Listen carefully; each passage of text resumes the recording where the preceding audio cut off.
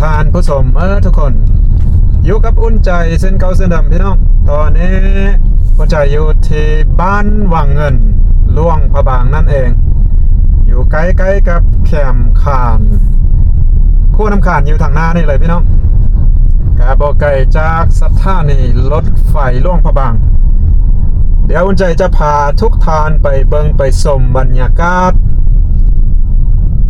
อยู่เลียบแคมป์น้ำข่านพี่น้องเส้นทางเส้นนี้ว่าจะเป็นจังไดไปเบิ่งนำกันเนาะขั้วน้ำข่านอยู่ทางหน้านี่เลยแต่ว่าอุ่นใจจะเลี้ยวไปทางซ้ายเนาะเลี้ยวไปทางซ้ายเนี่ย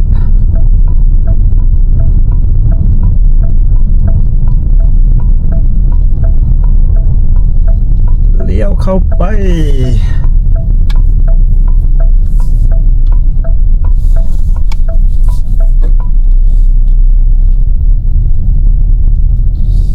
ทางนี้ไปฮอตไส้เนาะนี่ลองนำไปเบิ้งลองไปเบิ้งเนาะโอ้มีคุ้มได้หนึ่ง จะเรียบแคมป์ข่านทางเลขที่13อยู่ทางขวามือข้ามน้ำข่านไปฝั่งนั้นเพราะว่าขวามือนี้เป็นแม่น้ำข่านเดี๋ยวจะพาไปเบิ้งได้ยินเพิ่นว่าทางเส้นนี้ไปป้องใส่เสียงเงินเนาะเมืองเสียงเงินเอาลองไปเบิ่งว่าจะไปฮอดเสียงเงินแท้บ่แม่น้ำข่านอยู่ทางหน้าพุ่น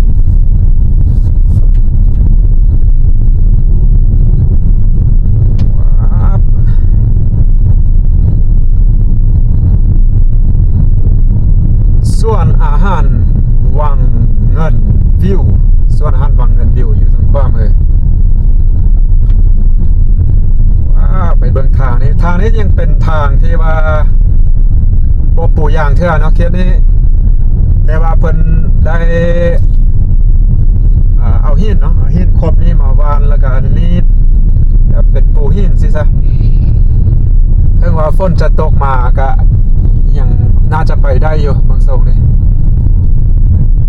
เพราะว่าเป็นหินโอ้แต่ว่าทางหน้านี่ยังเป็นขี้ดินอยู่บ่นี่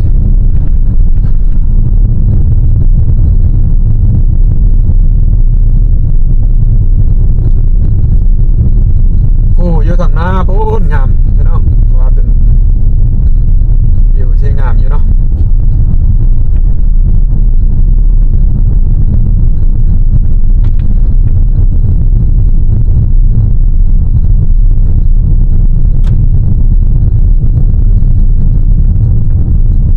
น้ำข่านอยู่ทางขวามือมันเป็นเขตที่ว่าเป็นมาเล่นได้พี่น้องมาเล่นน้ำเล่นอย่างนี้ได้สบายเลยอยู่ทางขวามือทางนี้ถือว่าเป็นครั้งทำเอ็ดเนาะของบุญใจที่ว่าได้มาทางนี้ที่ว่าพี่น้องเพราะว่าถ้าว่าจะไปอยู่ไกลจากหลวงพระบางก็ได้ก็ยังไม่เคยมาทางเส้นนี้น่าจะไปผ่านหมู่บ้านบางบ้านอยู่นำไปเรื่อยๆว่าจะไก่ปันได้เคสนี้เป็นดินจัดสั้นพี่น้องเป็นดินจัดสั้นเนาะในอนาคตนี้เป็นบ้านแน่นอนกว้างพอสมควรอยู่ทางขวามือดินจัดสั้น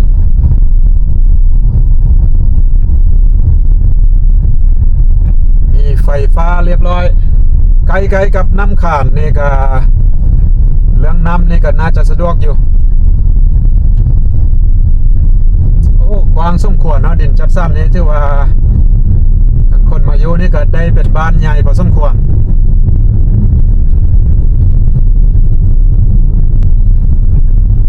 บรรยากาศดีเลยบรรยากาศทางหน้าเป็นภูที่ว่าสูงสันแล้วก็เลียบทางนี้ไปก็ไล่ว่าเป็นป่าเมื่อท่านแหละเป็นป่าเลยแต่ว่าทางบางบอนก็จะขึ้นภูแบบนี้ได้หนึ่งเนาะเป็นภู ทางนี้ใหญ่เต็มได้หนึ่งนี่คักเลยทางกว้างในหนึ่งเนาะทางยักษ์แคบโอ้ควายพี่น้องควาย ตามทางนี้ก็จะมีควายแบบนี้แหละบรรยากาศเขตนอกเขตนาปูผ้าป่าไม้ซ่องข้างทางจะเขี้ยวงามแบบนี้จังสันแหละฮะอุ่นใจมักเที่ยวช่วงฤดูฝนเพราะว่าสวยงามแบบนี้กันถ้าเป็นช่วงฤดูแล้งอะไรว่า 50% ของต้นไม้ใบหญ้านี่ก็จะแห้งแล้งเนาะบ่เขี้ยวงามโอ้คักน่าจะไกลฮอดบ้านบ่น่าจะมีบ้านอยู่ทางหน้านี่บ่เพราะว่าเห็นหัวเห็นส่วนประชาชนอยู่เขตนี้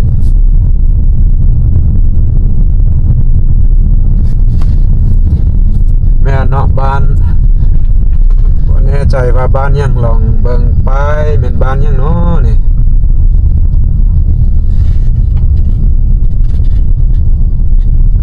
บ้านนี้ก็น่าจะเป็นบ้านเก่าบ้านแก่พอสมควรยังบ่เห็นป้ายบ้าน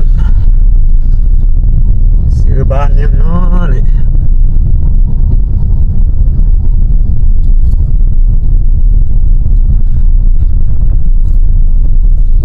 บ้านนี้เบิ่งส่งเฮือนนี่ก็เป็นบ้านเก่าบ้านแก่แล้วก็มีไฟฟ้าเรียบร้อยไฟฟ้าใช้โอ้บ้านพริกพี่น้อง โอ้ยงงอยู่เนาะบ้านพริกนี่เป็นบ้านเก่าบ้านแก่บ้านเก่าบ้านเดิมและบ้านใหญ่สมควรเลยแค่นี้เนาะบ้านพริกใหญ่เพราะว่าบ้านพริกจะมีบ้านพริกน้อยบ้านพริกใหญ่ส่วนอาศัยอยู่แค่นี้ก็จะมีส่วนเผาลือได้เนาะบ้านพริกพี่น้อง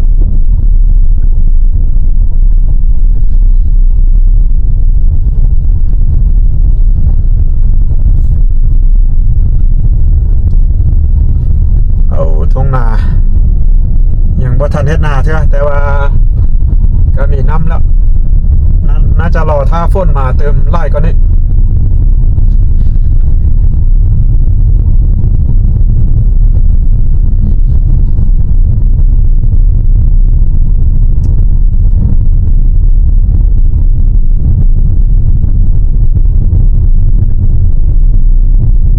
มื้อนี้อากาศดีเลยพี่น้องมื้อนี้แดดแห้งตอนนี้แต่ว่าคล้ายๆคือฝนสีมาพูดอยู่จอมผูสูงๆคนอยากว่ามืดๆหน่อยนึงคันท่าฝนมาในทางนี้ก็จะเปื้อนเด้เบิ่งส่งนี่แต่ก็เป็นทางที่ว่าเอาหินเนาะหินครบปูเรียบร้อยแล้วแต่ก็อาจจะเปื้อนหน่อยนึงบ่ถึงว่าเป็นตมเนาะไปได้แล่นได้รถทุกชนิดแล่นได้ทางนี้ต่างแต่ว่าอย่างบ่ได้ปูยาง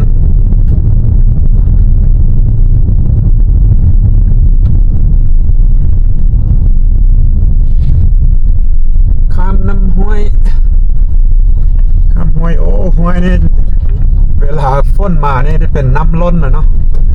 น้ำท่วมทางเลยส่วนใหญ่เป็นท้องนาแล้วก็มีประชาชนมาอาศัยอยู่ให้อยู่นาเห็ดหัวเห็ดส่วนนั่นแหละโอ้คักพี่น้อง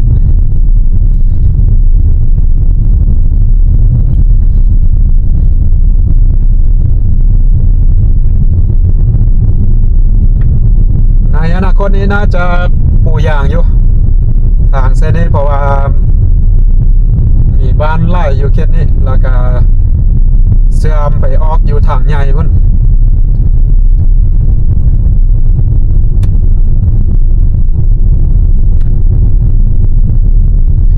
ความจริงแล้วทางนี้ก็เป็นทางเก่าแต่โดนเนาะแต่กี้พุ่นละแต่ว่าเพิ่นหากะปรับปรุงให้มันดีขึ้นช่วงบ่ดนมานี่เองบ่อนี้มีทางแยกเบิ่งก่อนเฮาสิเลี้ยวขวาบ่หรือว่าเลี้ยวซ้าย ถือว่าแล้วเนาะครั้งแรกพี่น้องขอเช็คเบิ่งสภาพทางเบิ่งนึงก่อนเบิ่ง GPS พี่น้อง ตอนนี้เอามาฮอดจุดสามแยกกันถ้าว่าไปซื้อนี่ก็จะออกไปพุ่นละไปฮอดเขตปักเสื่องแล้วก็เชื่อมโยงไปฮอดเมืองพลไสพุ่นแต่ที่ว่ายังไกลพอสมควรออกไปฮอดเมืองพลไสแต่ว่าเราจะเลี้ยวขวานี่โอ้มีตุ๊บน้อยตุ๊บพักผ่อนงามๆอยู่นี่มาเราเลี้ยวขวานี่ไปเราจะออกไปทางนี้บรรยากาศดีเลยพี่น้องมีบ้านอยู่ทางหน้าแล้วก็มีทงไฮทงนาโอ้ทงนายาวไปพุ่นกว้างพอสมควรเนาะเขตนี้เพิ่นก็กำลังไถนาอยู่งามพี่น้องเอาไปต่อนะเราจะเลี้ยวขวาลงไปนี่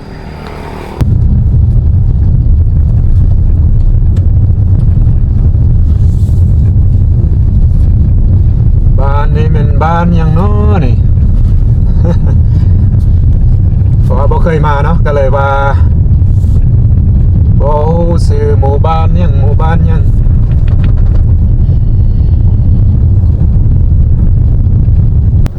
นี้ยังบ่แน่ใจว่าบ้านยังแต่ว่าคล้ายๆกับว่าคนห้าก็มาอยู่ใหม่นะแล้วก็เห็นเป็นคนชนเผ่ามงพี่น้องยังบ่ทันมีป้ายบ้านเทื่อบ่ ซอกป้ายบ้านบ่มีแล้วก็บ่ไล่หลังคาเรือนนะน้อยเดียวประมาณ10ปลายหลังคาเรือนอยู่นี่แล้วมาแค่นี้ก็เป็นส่วนไม้ยางส่วนยางพาราโอ้ขึ้นภูได้บ่เนี่ยบ่แน่ใจว่าขึ้นไปสูงแล้วเบิ่งลงมาสิมีวิวงามบ่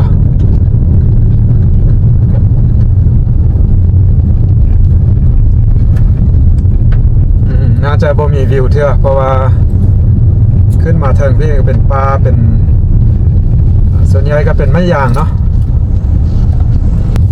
หลังจากขึ้นมาได้ระยะหนึ่งวันนี้ก็ลงวันนี้ เริ่มลงแล้ววันนี้แต่ว่าเคสนี้ก็จะเป็นส่วนยางพาราโดยส่วนใหญ่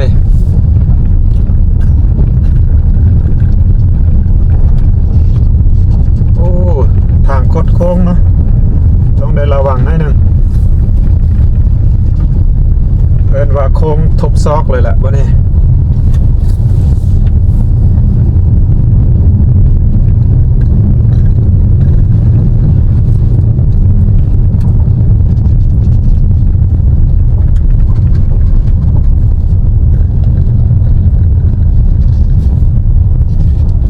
วันนี้ก็ลงค่อยลงทางนี่สั่นสมควรเด้อนี่ว้าว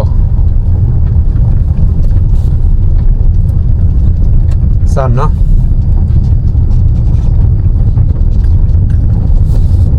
กันถ้าเป็นทางปูยางดีๆนี่ก็งามเลยแต่ว่าตอนนี้ก็ไปได้นะถึงว่าฝนจะตกก็ยังไปได้ตอนนี้เพราะว่าก็คือคุณใจว่าไปเพิ่นเอาหินปูเมิดล่ะ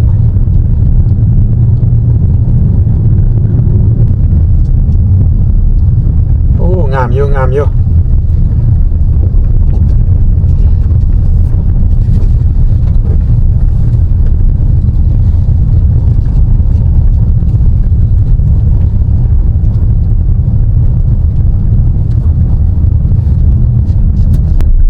ซีดกันเปื้อนแล้วแค่นี้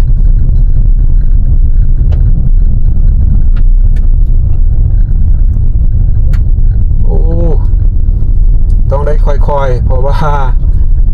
ซีดกันเปื้อนแบบนี้นี่ยางมักต่อยติดรถบักดีๆพี่น้อง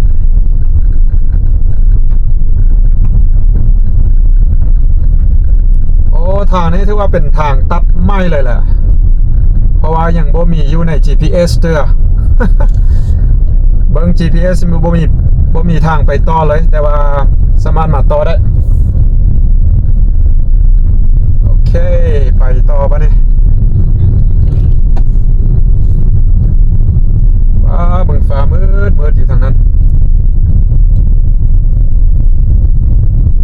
ฝนสิมาบ่นี่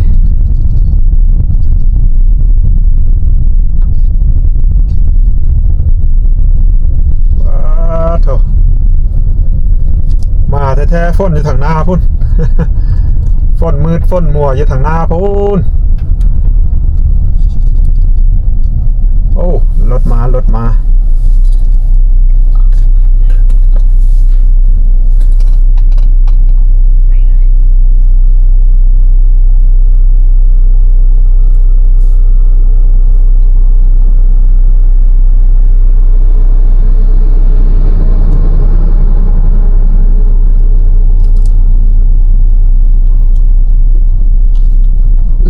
ซีดยางเนาะ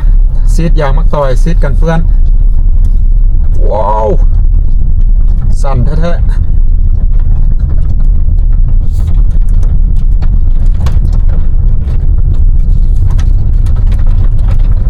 ต้องได้ระวังซีดยางใหม่แบบนี้มื่นทาง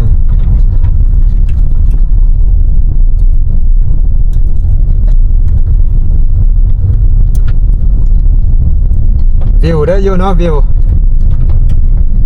มีผ้ามีทางคดโค้งแบบนี้ถือว่าบรรยากาศได้เลยล่ะหลังจากปูทางแล้วปูยางแล้วนี่โอ้คักพี่น้องทางเส้นนี้สุดยอดบรรยากาศได้อยู่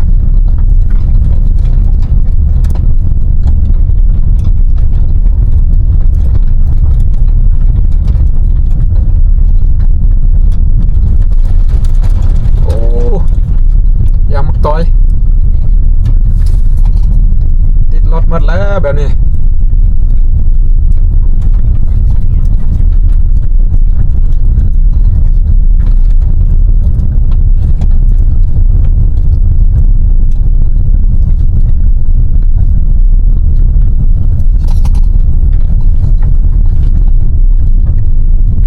เป็นซีดยางเป็นจุด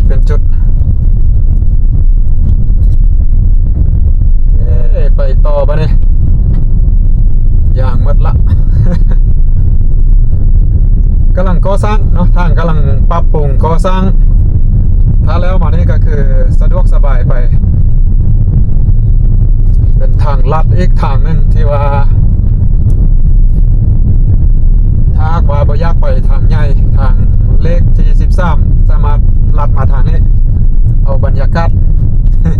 อาจจะโค้งหน่อยนึงพี่น้องเขียนนี้ขึ้นสั่นเลยเนาะ ทางสั่นเลยเขียนนี้สิได้วิวอยู่เบ้อเนี่ยเดี๋ยวเบิ่งไปทางลมให้มีวิวอยู่เบ้อสั่นขึ้นรถต้องดีได้นึงนั่นแหละรถบ่ดีนี่ขึ้นมาก็ยากว่ายากหน่อยนึงเพราะว่ามันเป็นทางที่สั้นเดี๋ยวขอเก็บภาพบนนี้แป๊บหนึ่งจุดชมวิวนี่นะหลังจากขึ้นคอยนี่มาก็เลี้ยวกลับไปกับแบบนี้บรรยากาศวิวอยู่ทางล่างพุ่นก็งามเส้นกันพี่น้องทางแค่นี้ถ้าหากว่าบ่ปูยางนี่ก็เวลาฝนมานี่ก็อาจจะยากหน่อยนึงแต่ว่าตอนนี้เพิ่นกำลังซีดกันเปื้อนเนาะสิปูยางก็ถือว่าได้อยู่เนาะพุ่นทางคดโค้งไปตามหอมผูตัวนั้นพุ่นก็สวยงามบรรยากาศได้ดีอยู่คล้ายๆคือฝนสิมาพุ่นมืดโอเคไปต่อพี่น้องเบิ่งวิวแล้วก็ไปต่อ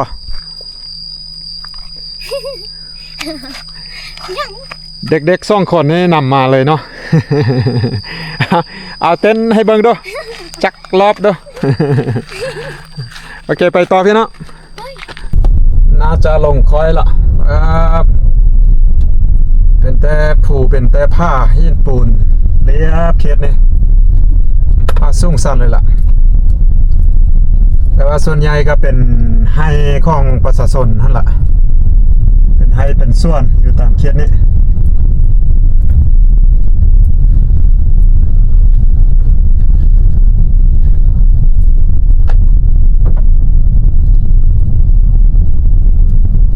ลงสั่นเลยเนาะลงค่อยตัวนี้ถือ ว่าสั่นเลยขึ้นกระสั่นลงกระสั่น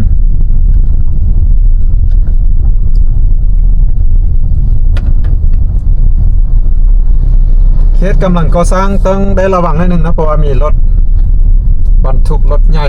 รถก่อสร้างนี่กำลังขึ้นลงให้เข้าประชาชนอยู่พูดจอมผูพุ่นนะมีตุ๊บ มีตุ๊บอยู่ถึงมัน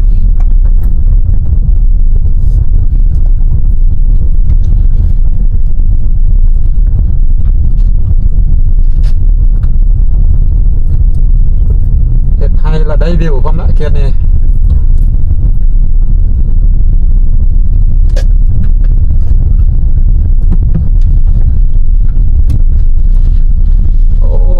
คักเบิ่งให้เข้าเพิ่นอยู่ถึงพุ่นว่าสูงเลยสูงขนาดถ้าเจ้าขึ้นไปนี่ก็บ่เป็นง่ายก่อนสิขึ้นไปฮอดไห้เนาะต้องได้ย่างขึ้นไป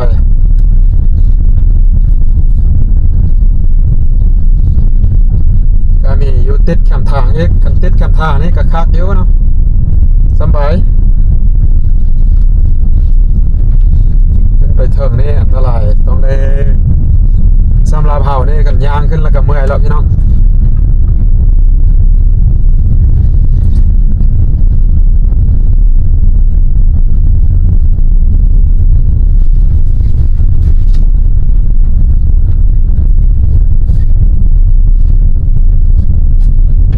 จากนี้ไปเพิ่นก็น่าจะซีดยางปูยางเคสที่ว่าเป็นผู้สูงสันก่อนเนาะเพราะว่าเคสนี้บ่เห็นซีดยางเถอะเคสนี้ปูแล้วเนี่ยบ่แน่ใจว่าปูไปฮอดไกลซ้ำได้ละถือว่าเคสนี้ปูละอีกบ่นานนี่น่าจะได้ละทางนี่ไปสะดวกแล้วแวบขึ้นคอยอีกตืม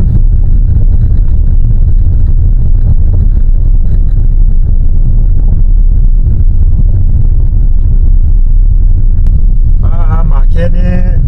ถือว่าเป็นผูแบบว่าผูต่ำก็บ่แม่นทงเพียงแต่ว่าเป็นผูแบบต่ำๆที่สามารถปลูกฝังเฮ็ดเกษตรได้แบบสบายเลยก็ถือว่าเป็นพื้นที่กว้างพอสมควรแล้วก็ประชาชนเฮ็ดไร่เฮ็ดสวนแล้วก็มีสวนยางพาราเต็มแล้วก็อยู่ใกล้ๆกับตัดแซ่พี่น้องเขตนี้ข้ามป่าไปทางขวามือนี่ไปนี่ออกจากนี้ไปก็บ่ไกลเนาะก็เป็นตัดแซ่ละแต่ว่าช่วงนี้ยังบ่มีน้ำอยู่ตัดแซ่ยังบ่มีน้ำเถอะ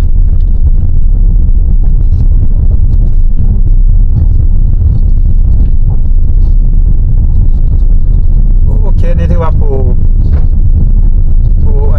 ยางเรียบร้อยหมดละทางนี่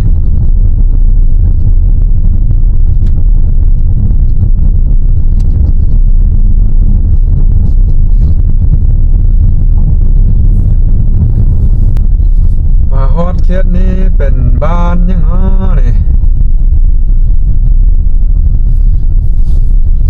เคสสุ่มสนแต่ยังบ่เห็นป้ายบ้านเธอบ่แน่ใจว่าบ้านยังไง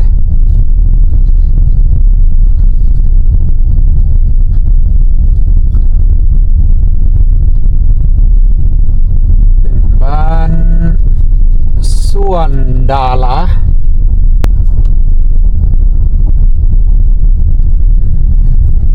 ถือว่าสะดวกสบายละบ้านนี้มีเส้นทางผ่านหมู่บ้านเนาะ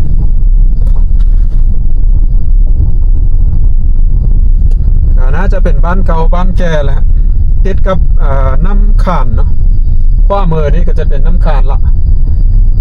โอเคออกจากบ้านนี้เราก็ไปต่อนะพ่อแม่ว่าแน่ใจว่ายังไกลปานได้จะไปออกอยู่ที่เสียงเงินทางนี้จะไปออกอยู่3 แยกอยู่เสียงเงินเอาไปเบิ่งว่ามันจะอย่างไกลซ้ำได้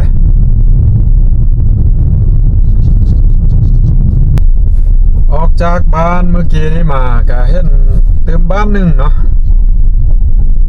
ม มาอีกเติมบ้านหนึ่งอันนี้เป็นบ้านห้วยเย็นซื้อบ้านห้วยเย็น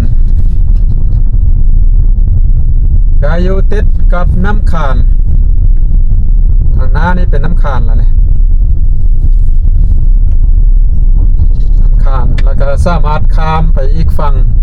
ข้ามไปฝั่งนั้นก็เป็นบ้านส้นล่วงบ้านส้นล่วงน้ำขานแล้วก็จะเห็นขั้ว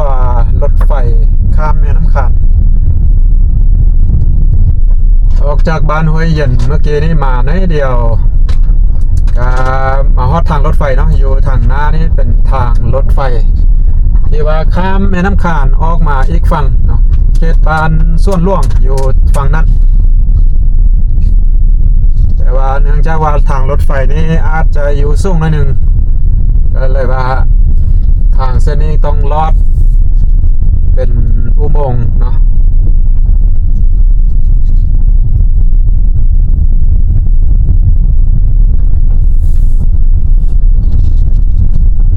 ลอดมาทางนี้ต้องระวังเนาะ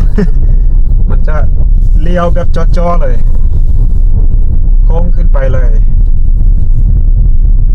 แล้วก็รถไฟนี้ทางรถไฟน่าจะเข้าผูตัวนี้ไป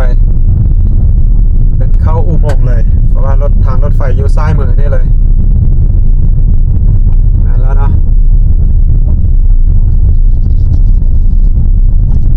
เข้าอุโมงค์อยู่ทางซ้ายมือนี่เลยทางรถไฟ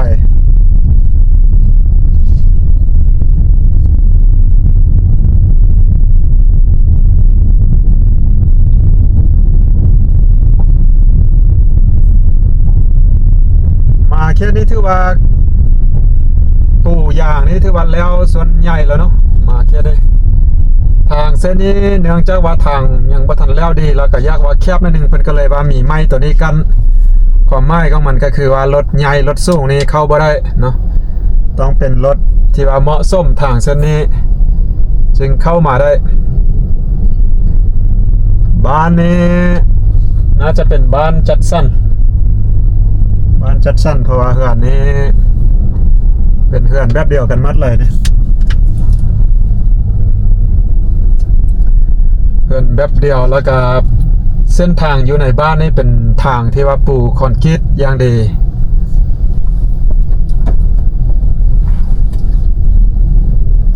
เบิ่งกันว่าแม่นบ้านยังน้อนี่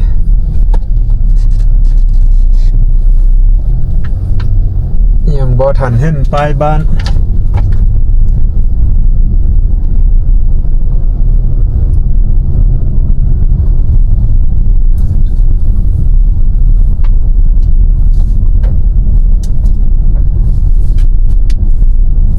บ่แน่ใจว่าบ้านนี้เพิ่นย้ายมาแต่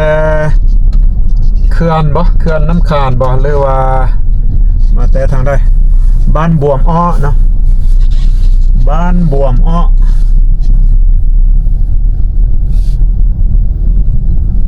โอ้ก็ถือว่าอยู่เขตในบ้านเป็นทางปูคอนกรีตหมดเลยพี่น้องบอกว่าจะแยกเข้าซอย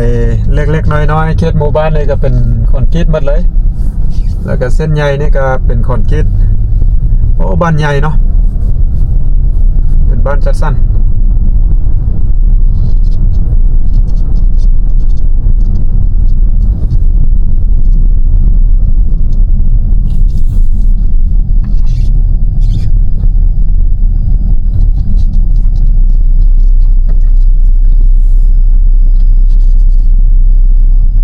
มีป้ายเมื่อกี้นี้อันนี้บ่แม่นจักเขื่อนเนาะเป็นบ้านจัดสรรที่ว่าย้ายมาจากได้รับผลกระทบสร้างทางรถไฟนี่แหละพี่น้องทางนี้ถือว่าเป็นทางปูคอนกรีตบ่แน่ใจว่าปูคอนกรีตไปออกอยู่เสียงเงินพุ่นบ่ตั้งแต่ออกหมู่บ้านจัดสรรมาเมื่อกี้นี่ถือว่าเป็นปูคอนกรีตสร้างมาหลายปีแล้วแต่ว่าถ้าเป็นครั้งแรกที่อุ่นใจได้มาทางนี้ก็เลยว่าบ่ฮู้ว่าเพิ่นปูทางแบบนี้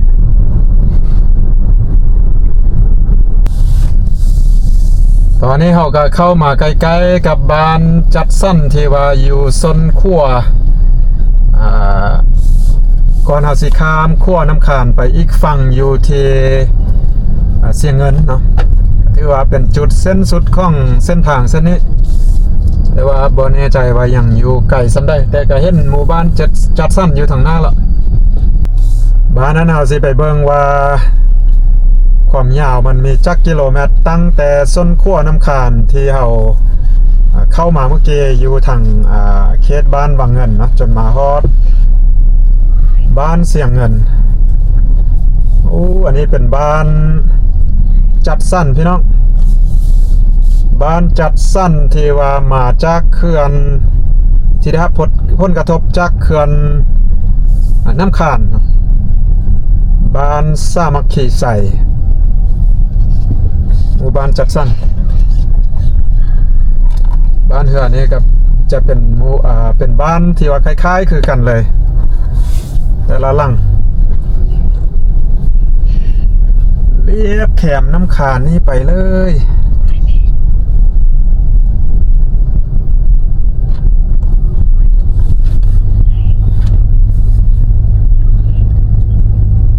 ความจริงบ้านจัดสั้นนี่ก็มีมาตั้งแต่โดนแล้วพี่น้องบ้านสามัคคีใส่แต่ว่าอุ่นใจยังบ่ทันได้เข้ามาจากเถื่อก็ได้เป็นหมู่บ้านที่ใหญ่เพราะว่าไล่บ้านมาโฮมกัน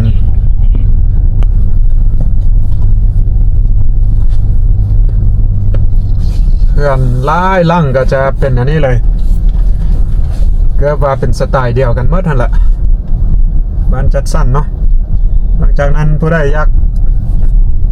ต่อเติมเฮ็ดต่างออกไปก็สามารถต่อเติมได้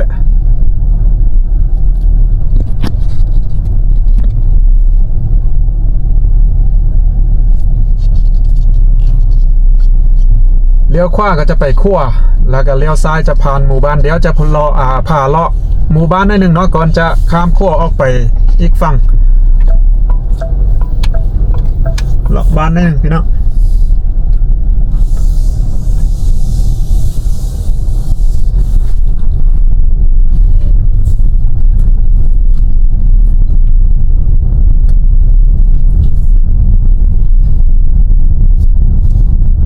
ก็คืออุ่นใจว่าไปบ้านที่ว่าอยู่เขตนี้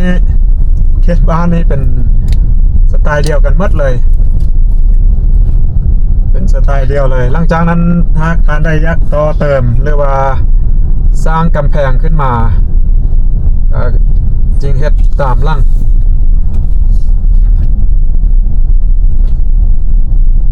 ไล่แยกไล่มุมอยู่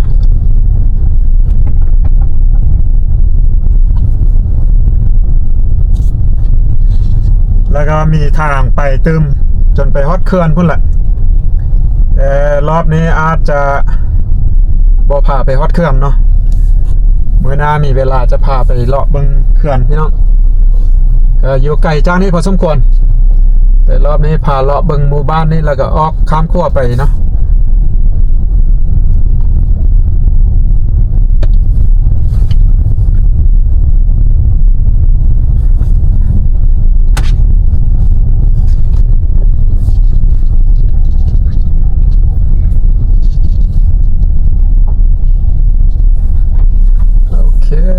มีไล่ซอกไล่มุมอยู่ไล่เส้นทางอยู่โอเคบ้านนี้พาออกไปขั้วพี่น้องออกไปข้ามขั้วน้ำขามเนาะเพื่อจะกลับไปล่วงพระบางกลับไปตามเส้นทางลักเส้นทางแห้งซ่าท่านหลายเนาะทางเลขที่13แต่ว่าช่วงผ่านมาช่วงหนึ่งได้ข่าวว่าทางเส้นนั้นเพยางนักกว่าสันไหลยา10 ปลายกิโลเมตรไป5ล่วงพระบางใช้เวลาเป็นชั่วโมงว่าสันพี่น้องแต่ว่าตอนนี้สิพาไปเบิ่งเนาะว่าจะเป็นจังได้เส้นทางเพิ่นแปลงแล้วบ่สภาพดีขึ้นแล้วบ่พี่น้อง ลองไปเบิ่งนำกันแต่ว่าอาจจะเป็นคลิปต่อไปพี่น้องสำหรับคลิปนี้อุ่นใจน่าจะเอาจบที่หลังจากข้ามขั้วเนาะไปอีกฝั่งอยู่เสียงกันแล้วก็สิจบคลิปนี้แล้วก็คลิปต่อไปสิพาเบิ่งเส้นทางเล็กที่13ไป5ล่วงพระบางเนาะ ราะว่าบทนั้นมันจะยาวเกินไปเมื่อกี้เรามาทางนี้เนาะตอนนี้เราเลี้ยวซ้ายเข้าไปข้ามขั้วพี่น้อง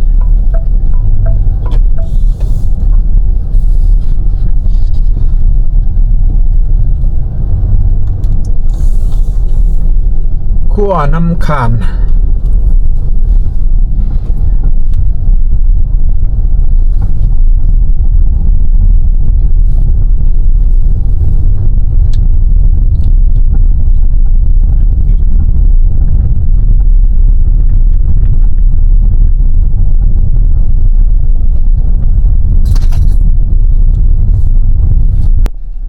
หน้านี่ก็เป็นเส้นทางแห่งชาติ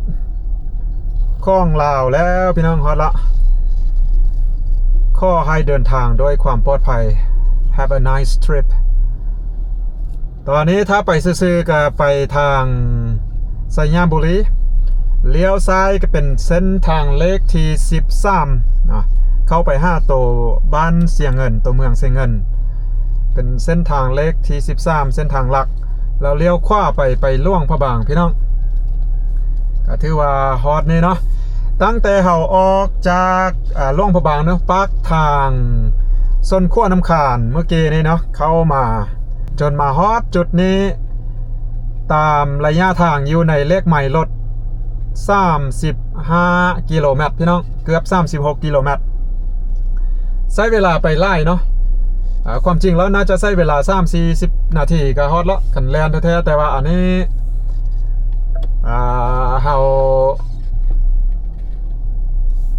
เราขี่แบบถ่ายรูปนะค่อยๆไปค่อยๆมาก็เลยว่าใช้เวลาชั่วโมงไปเนาะพี่น้องมาฮอตจุดนี้โอเคก็สิประมาณนี้ก่อนพี่น้องจังได้ก็คือเก่าเนาะสำหรับคลิปนี้ขอบใจทุกคนที่เข้ามาติดตามและรับชมเดี๋ยวคลิปต่อไปอุ่นใจจะถ่ายตอนนี้เนาะตั้งแต่นี้ไปฮอตล่วงพระบางเราท่าเบิ้งคลิปต่อไปเลยพี่น้อง